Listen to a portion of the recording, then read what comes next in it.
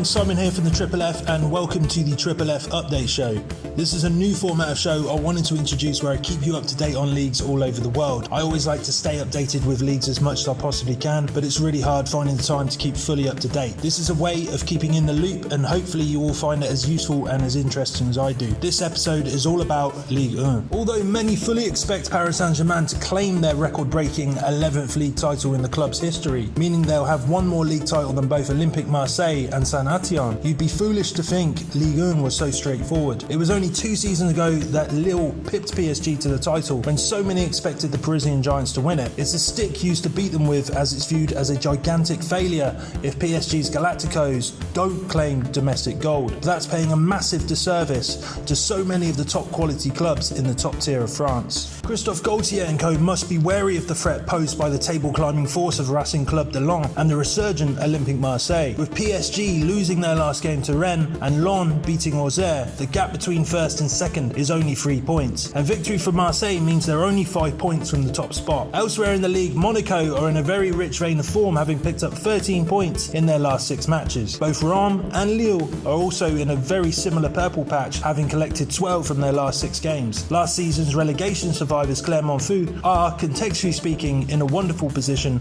of 8th place, looking very likely to secure another season of Ligue 1 football, which is remarkable given they were most people's choice prediction for relegation this season. The league strugglers would have to be Lyon, as their problems off the pitch continue to reflect on it, as they currently find themselves in 9th place. Regardless of progressing through smoothly as winners of their group in the Europa Conference, Nice are suffering domestically as they find themselves in 10th place, having won just twice in their last 6. This season of Ligue 1 is also very special due to the fact it will be the last time the division has 20 teams competing within it, as next season there will be 18. Consequently, 4 teams are subject to relegation this season. If you want to know more about why this is happening, please see the link in the description below. Each club that find themselves in 14th all the way to bottom will, in my opinion, battle for survival. And of course, any other club above that are not guaranteed safety either. Here's a breakdown of the league table so far. All clubs have played 19 games exactly. PSG at top with 47, Lens in second with 44 points, Marseille third with 42. Igor Tudor's side is on an incredible run of form, having won their last 6 matches. Monaco and Rennes in 4th and 5th respectively with 37 points. Both teams have an equal goal difference, but Monaco have a higher goal tally, hence why they're ahead in the table. Lille are in 6th, Lorient 7th, Clermont 8th, Lyon, Nice and Reims in 9th, 10th and 11th respectively, all on 25 points each. Toulouse 12th, Nantes 13th.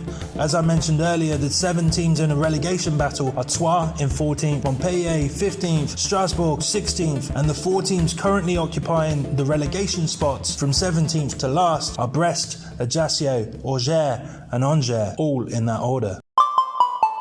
If you're interested in coming on the show for an Under the Floodlights special to talk about your favourite player or manager, please email the FFF2021@gmail.com or DM the FFF84 on Twitter. All contact details will be in the episode description. Hope you're all keeping safe and thanks again for listening to the FFF. Goal of the season so far, Messi versus Clermont. In PSG's opening 5-0 away win of the season, it's hard to find a better goal than Messi's versus Clermont. Not a typical Messi goal, and it just goes to show the GOAT can score all types of goals. The little magician chests a lovely chipped through ball from Neymar into the air, teeing himself up perfectly for a textbook overhead bicycle kick, which he loops over the keeper into the left side of the goal. Simply beautiful. Now here's just a little pros and cons piece on a selection of clubs in Ligue 1 so far. Pros, PSG. When you have a front three of Lionel Messi, Kylian Mbappe and Neymar, it's unsurprising that you find yourself top of the league. PSG won 13 games before they broke for the World Cup, with a world-class front three scoring 30 goals and making 21 assists between them. Often criticised for his pragmatic and rigid style of football, Christophe Galtier has, as expected, helped PSG to improve as a defensive unit. They have the second best defensive record in Ligue 1, having only conceded 14 times. Gianluigi Donnarumma, Sergio Ramos and Marquinhos are all key to the Parisiens' impressive defensive record. However, post-World Cup, they have simply struggled to relight the flame so far, having lost twice already, and with Champions League engagement right around the corner, Galtier really has a real task on his hands. RC Lens. Before the Ligue 1 season kicked off, nobody would have had Lens down as title challengers at the halfway stage of the competition. Not even as a dark horse or a long shot to challenge the so-called inevitable champions PSG, but incredibly, here we are with 19 games played. The Blood and Gold find themselves only 3 points from the league leaders. Let's take a brief look at why the Lensois are defying all odds this campaign. The first person you would have to credit for this incredible run is head coach Franck Hayes. In charge of the Lens B team for 3 years from 2017, he took charge of the first team in 2020 and hasn't looked back since. After 101 games under his leadership, the club has clocked up 49 wins, 28 draws and 24 defeats, scoring 1.6 goals a game, conceding only 1.24 goals per match, of which 27% are clean sheets. The main proponents to why Lens are having such a monumental season, in my opinion, would have to be these players. Let's start at the back with goalkeeper Brice Samba. I'm still in shock as to why Nottingham Forest let Samba leave, but I'm sure Lens are elated that they did so. The Congolese shot stopper has been a rock this season, currently second in the league for highest shot saved percentage and 7th in the league for post-shot XG for prevented goals. Easily one of the most underrated goalkeepers in Europe right now, and a huge part as to why the club has a fantastic defensive record so far. Florian Sotoka. Sotoka is the definition of a late bloomer. The 32-year-old is in red-hot form, having already matched his goals and assist total last season. Not only does he know where the back of the net is, he is a creative force for the Blood and Gold, averaging 2 full key passes per game. Although he's not the club's top scorer, he's certainly their standout player at this point in the campaign. Lois Openda, currently the club's top scorer with 9 goals and sitting 9th together with Martin Terrier in the overall Ligue 1 top scorer standings. Lois Openda is critical to the success of RC Lens. The likes of Charles de Ketelara, Jeremy Doku, Amadou Anana and of course Openda are spearheading the next generation of Belgian superstars. Seko Fofana. I've decided to save the best for last because Fofana has been simply sensational. Arguably not Lens' best player this season, as I think that goes to the previously mentioned Sotoka, but Fofana has undoubtedly been the heartbeat of the team, especially since Franck Hayes took over and brought him into the club from Udinese in 2020. He can play everywhere in midfield, appearing mostly in central and attacking midfield positions, but occasionally playing as a defensive midfielder, most notably in the 4-1 win against Monaco. Coveted by several elite European sides since signing for Lens, but he has recently showed his commitment to the club by penning a new contract last August, much to the fans' delight. And of course, speaking of the fans, the atmosphere within Stade Bollaert de Lille is electric. The town of Lens has a relatively small population of 31,415, but every single one of those are die-hard RC Lens fans. Like on Facebook, follow on Twitter, subscribe to YouTube, do all that shit, please.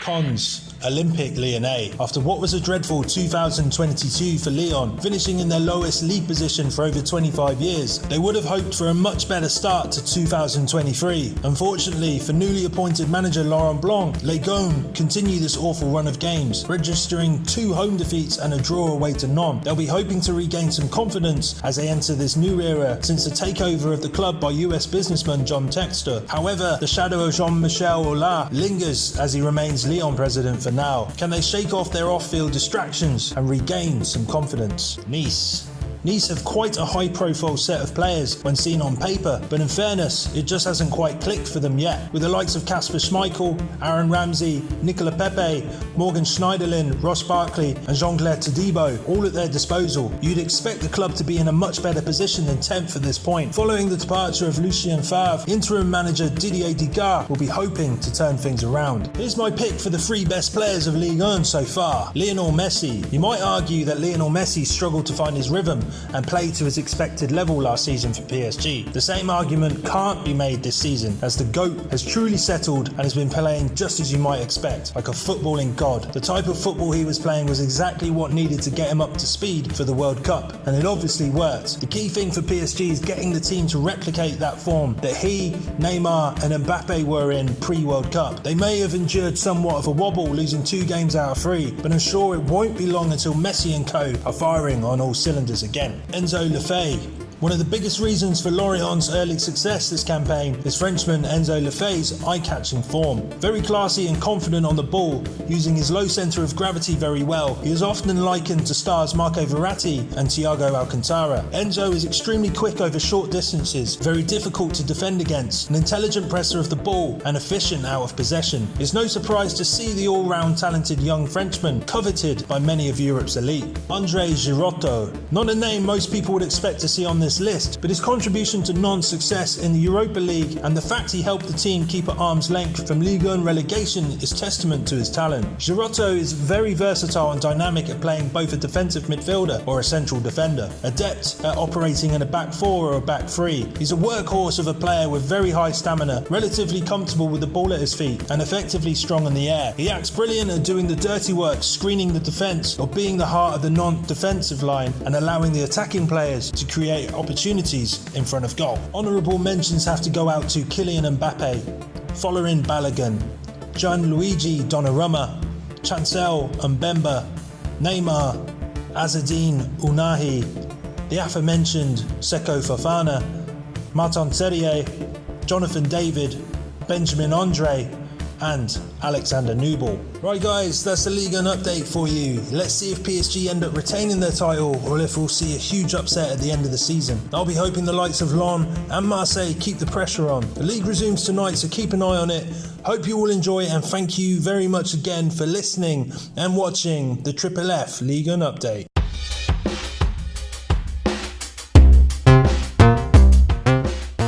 Thank you so much for listening to the FFF. If you could please drop a like on our Facebook page, subscribe to the YouTube channel and follow us on Twitter, that would be massively appreciated. Hope you're all keeping safe and thanks again for listening to the FFF.